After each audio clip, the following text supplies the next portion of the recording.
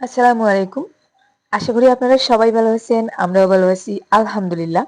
সুখ দুঃখে সংসারের আরো একটা নতুন ভিডিওতে আপনাদেরকে আরো একবার স্বাগত জানিয়ে আবারও একটা নতুন দিনের কাজকর্ম নিয়ে চলে এলাম আপনাদের মাঝে।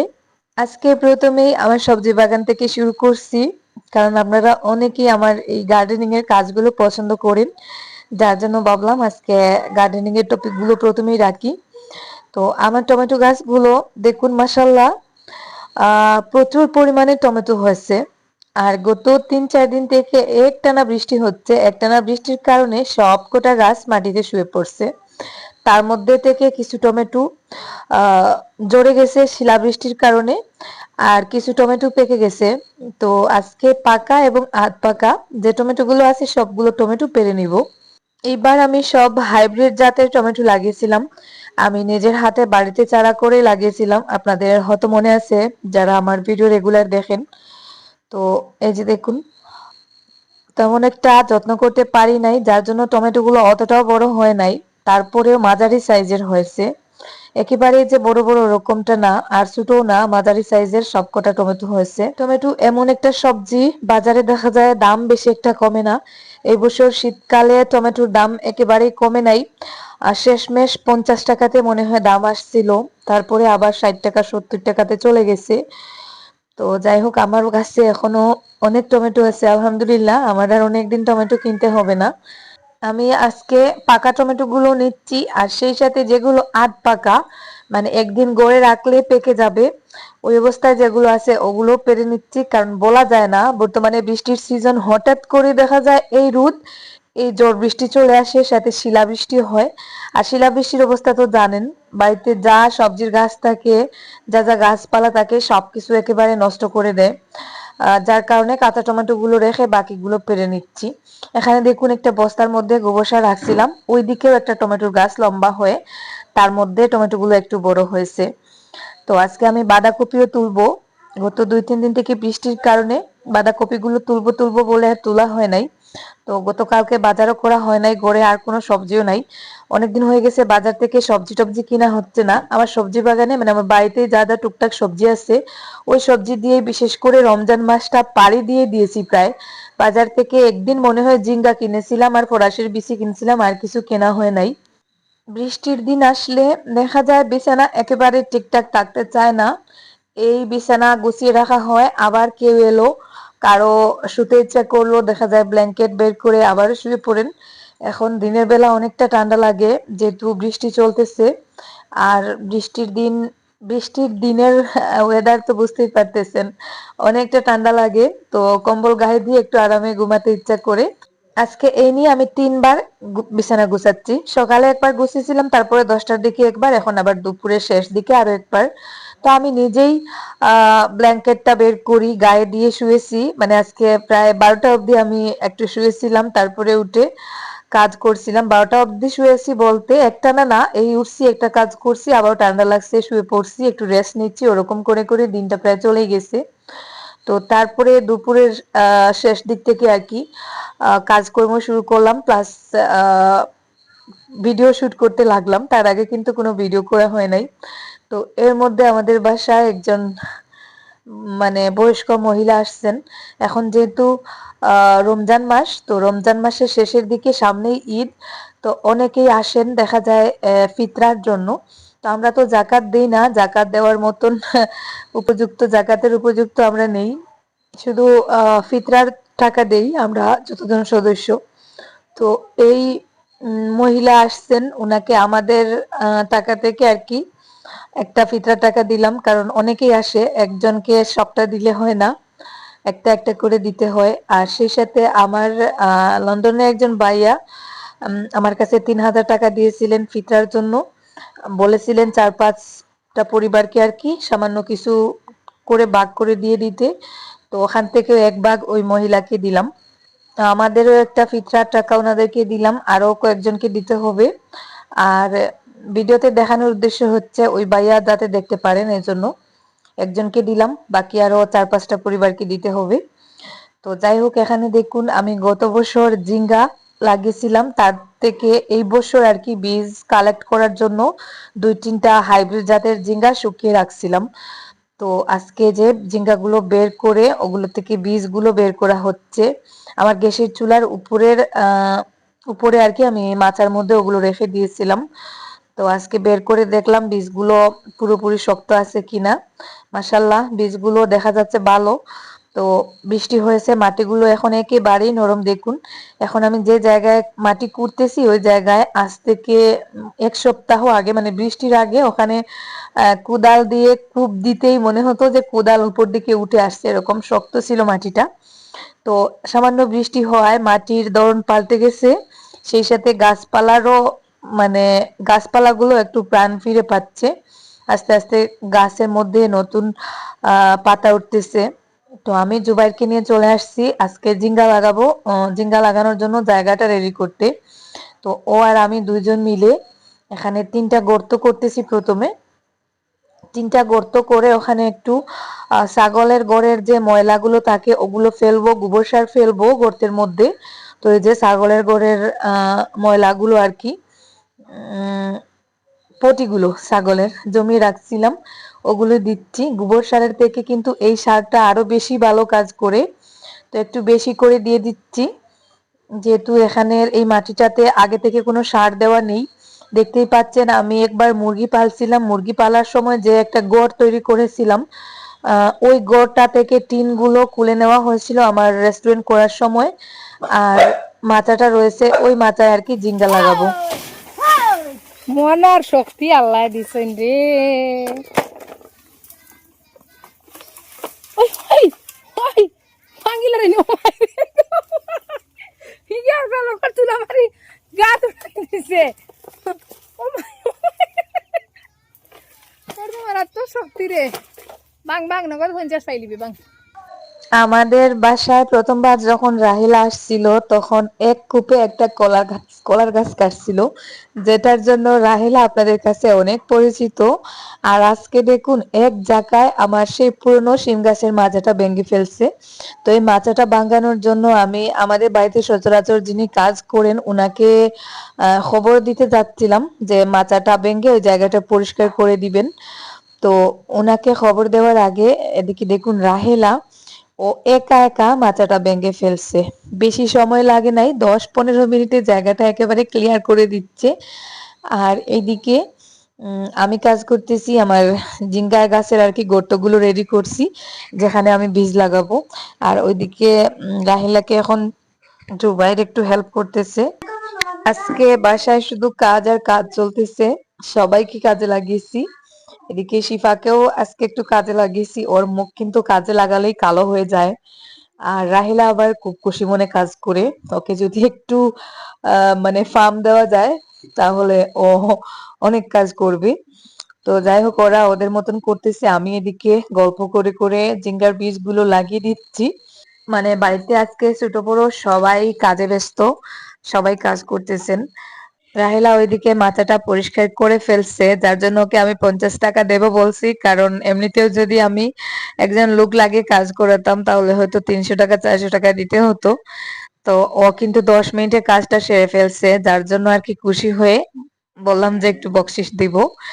আর এদিকে দেখুন এই যে গত কয়েকদিনের বৃষ্টিতে অনেকের ঘর বাড়ি সবকিছু উড়িয়ে নিয়ে গেছে। তো আমাদের সেরকম বড় কোনো ক্ষয়ক্ষতি হয় নাই, তবে টুকটাক কিছু গাছ নষ্ট করছে, বেড়া নষ্ট করছে। তো এদিকে দেখুন আমার লাউয়ের যে গাছগুলো আগাগুলো লম্বা হয়ে আমার লঙ্কা মরিচের গাছে চলে আসছিল, সাদা লঙ্কা মরিচের গাছে। লাউয়ের আগা থেকে মরিচ গাছটা আমার বেশি জরুরি, তাই লাউয়ের আগাগুলো কেটে গাছটাকে ফ্রি করে দিচ্ছি। এর মধ্যে একটা গুপ্তধনের খবর পেলাম। আমি এই বাড়িতে থাকি অথচ আমার বাড়ির আশেপাশে কি আছে আমি জানি না। আরিয়ানের বাবা হঠাৎ করেই বললেন যে ওখানে নাকি একটা করলার গাছে অনেক করলা হয়েছে। এই যে দেখুন এই করলার গাছগুলোর কথা আমি জানি না। গত কয়েকদিন আগে শুনছিলাম ওখানে একটা করলার গাছ হয়েছে, কিন্তু আমি কখনো এসে আর দেখি নাই। তো আরিয়ানের বাবা বলতেছেন গাছে নাকি করলা বড় বড় হয়ে গেছে। তো যেই বাবা সেই কাজ, ওখানের কাজ শেষ করে এখানে চলে আসছি। তো এসে দেখি মাশাআল্লাহ, এমনিতে যত্ন করে যদি আমি করলার গাছ লাগাই তাহলে করলা হতে চায় না, কিন্তু এখানে করলা কেটে রান্না করে খাওয়া হয়েছিল, তার মধ্যে থেকে মনে হয় আহ করলার বীজ পড়ে গাছ উঠছে। মানে ঘরের খাবার দাবারের রান্না বান্নার আর কি কিচেনের যা যা নোংরা টোংরা গুলো আর কি এখানে ফেলা হয়। তো ওখানে মনে হয় সবজির খোসা বীজ ওগুলো ফেলা হয়েছিল, ওখান থেকেই দেখুন গাছটা উঠছে। এখানে 2-3টা গাছ হয়েছে আর মাশাল্লাহ এই যে দেখুন অনেক বড় বড় সাইজের করলা হয়েছে। তো এখনো ছোট ছোট কিন্তু অনেক করলা আছে। দেখুন মাটির মধ্যে করলা গাছগুলো। এই যে দেখুন আরো একটা ছোট, তারপরে দিকে অনেক ছোট ছোট করলা আছে। তো আমি বড় বড় দেখে করলাগুলো পেরে নিচ্ছি। এই যে দেখুন 2-3টা পেরে নিলাম। আর এই যে দেখুন আরো একটা বড় সাইজের করলা, মানে আমি এত খুশি হয়েছি কি বলবো। এমনিতে আমি যত্ন করে করলা লাগাই কিন্তু করলা হয় না। আর এখানে ময়লার মধ্যে থেকে বীজ থেকে গাছ উঠে মাটির মধ্যে ঘাসের মধ্যে লতা বেয়ে বেয়ে করলা হচ্ছে। এটা আলাদা একটা খুশির বিষয়। এই যে দেখুন আরেকটা করলা, এই করলাটাও অনেক বড় হয়েছে। তো এখানে মোটামুটি 5-6টা করলা খাওয়ার উপযুক্ত হয়ে গেছে। একটু বড় বড় দেখে আমি করলাগুলো পেরে নিচ্ছি আর ছোটগুলো রেখে দিব আপাতত। নিজে গাছ লাগিয়ে যদি এরকম ফল হয় তাহলে কিন্তু অতটা আনন্দ লাগে না, কিন্তু এই করলার গাছগুলো যেহেতু এমনি এমনি হয়েছে তাই আনন্দটা একটু বেশি লাগতেছে। মনে হচ্ছে ওগুলো একেবারে শুধু শুধু কোনো কষ্ট ছাড়া পেয়ে গেলাম।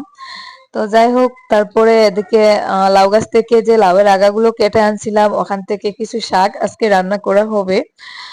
মানে আমি শাক পছন্দ করি বাট রান্না করব করব বলে করা হয় না। জুবাইর বলতেছে, রাহিলা বলতেছে যে আজকে ইফতারের পরে শাক রান্না করো। তো যাই হোক, যেই বলা সেই কাজ, নিয়ে আসছি লাউয়ের আগাগুলো কেটে ওখান থেকে। এখন কচি দেখে দেখে কিছু লাউয়ের পাতা ওরা পরিষ্কার করতেছে। তো আমি চলে যাব একটু গোসল করার জন্য, নামাজ পড়ার জন্য। আর ওরা হচ্ছে শাকগুলো বেছে পরিষ্কার করে রাখবে। তারপরে আমি গোসল নামাজের শেষে আর কি রান্না বান্না শুরু করব। দুপুরের দিকে আমি যখন জিঙ্গার বীজ লাগাতে গিয়েছিলাম তখন কিন্তু সামান্য একটু কাজ করে ওই যে ওইদিকে করলাগুলো দেখার জন্য চলে গিয়েছিলাম। আর তারপরে গায়ের মধ্যে এত চুলকানি শুরু হয়েছে কারণ আমার অ্যালার্জির সমস্যা অনেক বেশি বাড়ছে। আবার মধ্যে 3-4 দিন কমে গিয়েছিল, আবারও জানি না কেন অ্যালার্জিটা প্রচুর পরিমাণে বাড়ছে। রাতে ঘুমাতে পারি না, দিনে রাতে মানে সব সময় চুলকানি। এত খারাপ অবস্থা হয়েছে, ভাবছিলাম আবার ডাক্তার দেখাবো কিন্তু রমজান মাসের কারণে বের হওয়া যাচ্ছে না। তো যাই হোক, তারপরে গোসল করে আবারও গোসলের পরে এসে জাস্ট আলগা হাতে বীজগুলো লাগিয়ে রাখছি। মাটি গায়ে মাখাই নাই বা হাতেও মাখাই নাই। তারপরে হাত ধুয়ে চলে আসছি আহ বাঁধাকপিগুলো কাটার জন্য, যেটা আমি দুপুরের দিকে আমার নিজের সবজি বাগান থেকে তুলেছিলাম। প্রায় আধা কেজি ওজনের থেকে বেশি ওজনের এক একটা বাঁধাকপি। তো প্রথম দিকে 1 কেজি ওজনের বাঁধাকপি হয়েছিল, এখন যেহেতু শেষের দিকে একটু ছোট ছোট বাঁধাকপি গুলো রয়েছে, তো ওখান থেকে 2টা বাঁধাকপি আজকে তুলে আনছি। এখনো 6-7টা বাঁধাকপি রয়েছে। তো ওটা রমজানের পরে খাওয়া যাবে বা রমজান মাসে আরো 1-2 দিন পকোড়া করা যাবে। আজকে বিফ দিয়ে বাঁধাকপি দিয়ে একসাথে বোনা করব। বিফ আর বাঁধাকপি দুইটা একসাথে করে বোনা করে খুব মজা লাগে খেতে। আরিয়ানের বাবার অনেক পছন্দের একটা সবজি বাঁধাকপি আর বিফ একসাথে বোনা করা। সেটা মুরগির মাংস দিয়েও হলেও বোনা করলে ভালো লাগে, তবে বিফের সাথে একটু বেশি ভালো লাগে। তো এখানে আমি সেহরির জন্য আর কি বাঁধাকপি আর বিফটা বোনা করব। সামান্য একটু বিফ ছিল ফ্রিজে, তো ওটা বের করে দিয়ে দিলাম। বরফটা এখনো ছাড়ে নাই, বরফ সহ দিয়ে দিয়েছি ধুয়ে পরিষ্কার করে, যেহেতু আগে থেকে পরিষ্কার করা ছিল। আর ওইদিকে শাক সেদ্ধর জন্য আমি পেঁয়াজ, কাঁচা মরিচ, তারপরে কাঁচা ফরাসের বিচি, লবণ, শুটকি মাছ ওগুলো দিয়ে শাকটা বসিয়ে দিচ্ছি। তারপরে আমি চলে আসছি আমার শখের একটা জিনিস আপনাদেরকে দেখানোর জন্য। অনেক দিন থেকে আমি ভাবছিলাম আমার এই শখটা অন্তত পূর্ণ করব, কারণ এটা শখ না, এটা আমার প্রয়োজন। অনেক কিছু মানুষ শখে করে, যেটা প্রয়োজন ছাড়া যেটা করা হয় এটা শখের বসেই করা হয়, বাট আমার এটা খুবই প্রয়োজন ছিল। তো যাই হোক, শেষমেশ আমার এই প্রয়োজনটা আমি পূর্ণ করতে পারছি, আলহামদুলিল্লাহ। তো আমি আমার রেস্টুরেন্টটা বিক্রি করে দিয়েছিলাম, আপনারা জানেন। তো রেস্টুরেন্টের টাকাটা এখনো সম্পূর্ণ পাই নাই, অর্ধেক টাকা পেয়েছি, যেখান থেকে টাকাটা আমি আর কি রেখে দিয়েছি আমার অন্য কাজে লাগানোর জন্য, ওটা আমি খরচ করতেছি না। তো ওখান থেকে উম কিছু টাকা নিয়ে আমি এই যে আমার ওয়ার্ড্রপটা কিনলাম। ওয়ার্ড্রপটা আমার খুবই প্রয়োজন। তো আলমারির দাম বেশি, যার জন্য এটা নেওয়া। তো কি বলে এটাকে, অনেকে দোকানদাররা কিন্তু আলমারিও বলে, ওয়ার্ড্রপ না আলমারি এটা আমি জানি না। কোন দোকানদার দেখা যাচ্ছে ওয়ার্ড্রপ বলতেছে, কোনখানে বলতেছে আলমারি। তো যাই হোক, এটা কিনছি 6,500 টাকা দিয়ে। তো এটা প্লাইউডের, যার জন্য দামটা একটু কম, কাঠের হলে অনেক দাম হতো। এই যে দেখুন, এখানে আবার শাড়ি বা যে কোনো হ্যাঙ্গারে আর কি কিছু ঝুলিয়ে রাখা যাবে, হিজাব টিজাব। আর ভেতরের দিকটা অনেক বড়, এখানে অনেকগুলো পার্ট আছে, অনেক কাপড় চোপড় রাখা যাবে। আমার ঘরে কিন্তু কাপড় চোপড় রাখার জন্য খুবই অসুবিধা, অনেক সময় দেখা যায় আলমারিতে টেলে টুলে, যেহেতু আমার বিয়েতে একটা আলমারি বাবার বাড়ি থেকে দেওয়া হয়েছিল, তারপরে আমি আর কোনো আলমারি টালমারি কিনি নাই। ওই একটা আলমারিতে কাপড় একেবারে জায়গা হয় না। এখানে একটা লকারও আছে, লকারের মধ্যে আরিয়ানের 500 টাকা রাখা আছে। আরিয়ানের ঈদের গিফট ওর একজন আন্টি দিয়েছেন, তো ওখান থেকে 500 টাকাও লকারে যেভাবে লক করে রাখছে। আমাদের লকার কিন্তু একেবারে ফাঁকা, আর লকারে কোনো সোনা দানা টাকা পয়সা কিছুই নেই, আর আমাদের ঘরে কোনো টাকা থাকেও না, আর সোনা তো এমনিতেও নেই।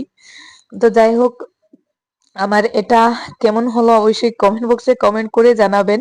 সবাই বলতেছেন মানে টাকার হিসাবে ভালোই পেয়েছি, মানে 6,500 টাকা দোকানদারকে দিছি আর 500 টাকা গাড়ি ভাড়া দিয়ে বাড়িতে নিয়ে আসছি। তো যাই হোক, একটা প্রয়োজন পূর্ণ হলো আমার অনেকদিন পর, যেটা আমি অনেক দিন থেকে কিনবো কিনবো বলেছিলাম, ভিডিওতেও মনে হয় অনেকবার বলছি যে আমার আলমারিতে কাপড় জায়গা হয় না, একটা আলমারি কিনবো। কিন্তু আলমারির দাম অনেক বেশি।